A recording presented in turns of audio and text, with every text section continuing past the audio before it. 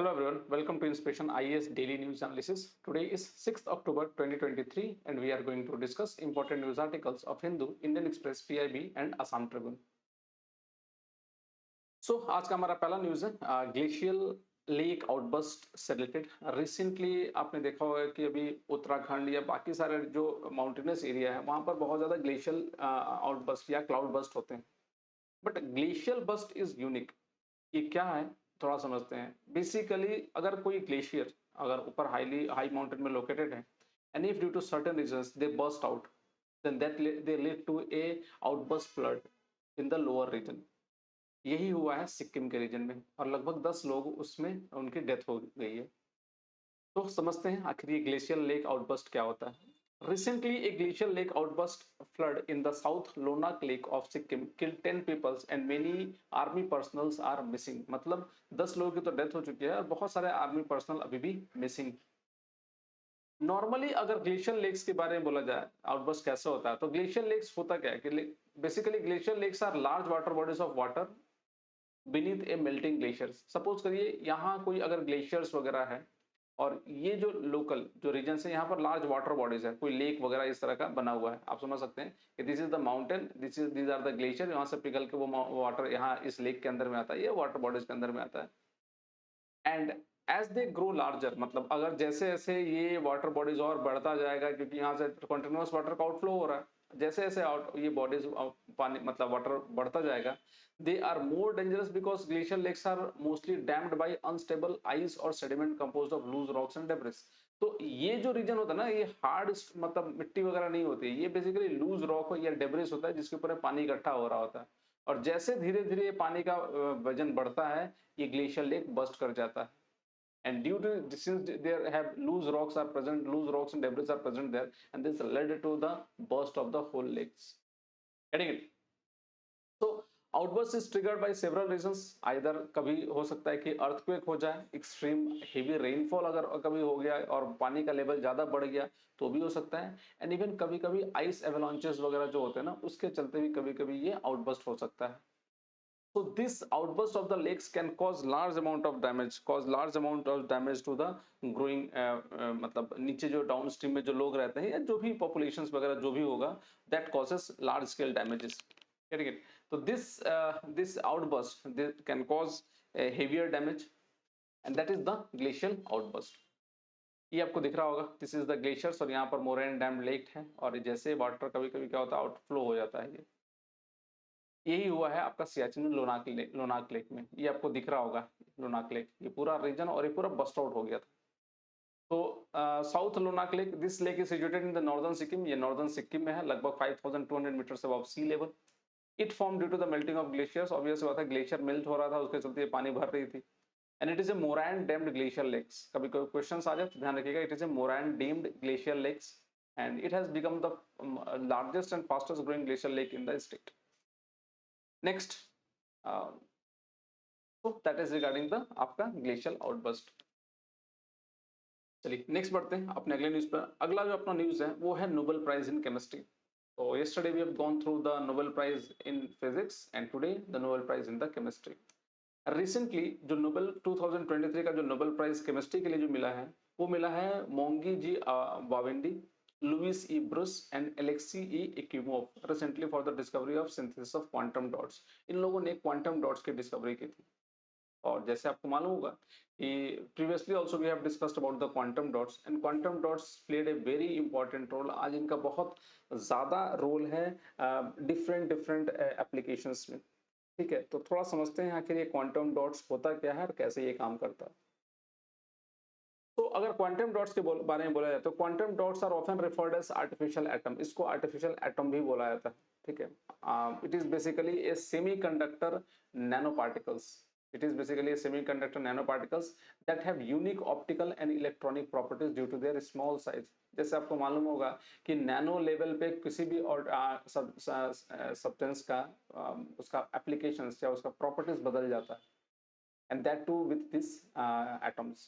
They were first theorized in 1970 and then successfully synthesized in early 1980s। 1980s में इसको बनाया गया था। Many semiconductor substance can be used as quantum dots such as cadmium की selenide, cadmium selenide होगा, cadmium sulfide, indium arsenide, ये सब सारे चीज quantum dots की तरह act कर सकता है. And nanoparticles of these or any other semiconductor substances have the properties of quantum dots. ठीक है, तो उन सब के जो particles हैं, उनके जो nano particles हैं, they can act as a quantum dots. ठीक है. Size and composition of quantum dots can be controlled during synthesis, allowing scientists to tailor their properties for various applications. तो depending upon कैसे उनको बनाया जा रहा है, उसके हिसाब से उनके साइज को भी कंट्रोल किया जा सकता है. ठीक है, तो टॉप डाउन मॉडल या बॉटम अप अप्रोच, दोनों अप्रोच होता है नैनो पार्टिकल्स को बनाने का. तो या तो बड़े पार्टिकल्स को काट करके छोटा करा जाएगा, या छोटे छोटे पार्टिकल्स को ऐड करके क्वांटम डॉट्स वगैरह बनाया जा सकता है. तो that depends upon how which type of methods are being used. Basically अब ये क्वांटम डॉट्स का एप्लीकेशंस में इनका प्रॉपर्टीज अगर देखा जाए तो क्या होता है. One of the most notable features of quantum dot is their tunable emission properties. ठीक है, वो मतलब इमिशन की प्रॉपर्टीज होते हैं, ट्यूनेबल होते हैं, उनको ट्यून किया जा सकता है, ज्यादा कम दोनों. By controlling the size of quantum dots, researchers can precisely tune the wavelength of light emitted or observed. मतलब उनके जो, अगर हम उनके जो साइज को कंट्रोल करके हम उनके वेवलेंथ जो लाइट इमिट हो रही है उसको या तो बढ़ा सकते हैं तो घटा सकते हैं. Next, they can be engineer to emit light across the entire visible spectrum. मतलब जितने भी इंटायर विजिबल स्पेक्ट्रम हो वहां तक भी लाइट इमिट हो सकती है. And into the infrared and ultraviolet ranges. मतलब एक ही स्ट्रक्चर आपके विजिबल लाइट, अल्ट्रावायलेट एंड इंफ्रारेड्स दोनों ही सेंड कर सकता है. Offer a wide and into the infrared and ultraviolet ranges, offering a wide palette of color for various applications.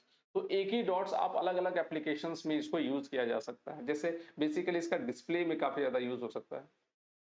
And the smallest quantum dots emits higher energy wave and produce blue light. ठीक है, सबसे छोटा होगा वो higher energy wave release कर सकता है और ब्लू लाइट रिलीज करता है. And the biggest dot release lower energy wave creating red light, with the middle size creating the colours in between. ठीक है, सबसे छोटा ब्लू और सबसे बड़ा रेड, उनके बीच में बाकी सारे कलर्स आ सकते हैं. ठीक है, next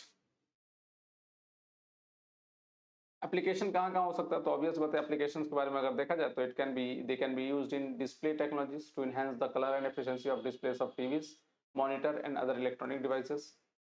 Compared to OLED, quantum dots based materials have purer color. इनका कलर काफी क्रिस्प और बहुत प्योर लगता है. A longer lifetime, lower manufacturing cost and lower power consumptions. Second, photovoltaic. Quantum dots can be used in solar cells to enhance light absorption and energy conversion efficiency. बहुत अच्छे से light को absorb कर सकते हैं और कन्वर्ट कर सकते हैं. Third, biomedical application. क्योंकि इनका साइज बहुत छोटा होता है, they can go anywhere in the body, making them suitable for different biomedical applications like medical imaging, biosensors, targeted drug delivery, सकता इन सब चीज का यूज किया जा सकता है. And quantum computing, they can serve as qubits, the fundamental units of quantum informations. ठीक है, तो इन सब सारे एरियाज में हम क्वांटम डॉट्स को यूज कर सकते हैं. होप आपको समझ में आया होगा. चलिए अपने अगले न्यूज से बढ़ते हैं. तो अगला अपना न्यूज है वो green war room. Recently, the Delhi government has launched a green war room to combat air pollution in the city by implementing the Winter Action Plan and monitoring pollution 24/7. ठीक है, तो ग्रीन वॉर रूम बनाया गया, ये basically pollution control के लिए. क्या है थोड़ा समझते हैं. फीचर्स ये होगा कि the war room will be connected to a mobile application called the green Delhi app, emphasizing the importance of public participation in addressing the issues. ठीक है, the Delhi government will also launch the anti-dust campaign to address source of pollution within the city. देखिए दिल्ली में यहाँ बहुत सारी दिक्कत होती है, जैसे कि आप समझ लीजिए कि लोग अननेसेसरी भी बहुत सारे पॉल्यूशन वगैरह क्रिएट करते हैं, डस्टिंग वगैरह, ये सब सारी चीजें डस्ट की जो. तो बेसिकली इस एप्लीकेशन के थ्रू आप जहां पर जो डस्ट क्रिएट हो रहा है ना वहां पर रोका जा सकता है. दूसरा, the green Delhi app allows citizen to report pollution related complaints which will be monitored by the green war room. ठीक है, तो अगर कोई पॉल्यूशन क्रिएट कर रहा है तो उनसे बकायदा उनको इन्फॉर्म किया जा सकता है. तो that is regarding this one. Launched in 2020, the Green War Room have state-of-art air quality monitoring equipments, a team of experts including scientists and data analysts, which keep an eye on the all sources of contributing to Delhi air pollution and help the city administration implement its action plan. Though the Green War Room functions around the year, the 24/7 monitoring will start Tuesday onwards. ठीक है, तो Tuesday से इसकी monitoring चालू हो जाएगी. ठीक है, so that is all regarding the Green War Room. So that's all for today in our daily news analysis. आज के लिए इतना ही. And if you want the PDF lecture of this video, you can download it from our Telegram channel. that is Inspiration IS. Alternatively, you can also follow our social media page like Facebook, Instagram, and YouTube for such other video contents. And thanks for watching, and please do take care of yourself.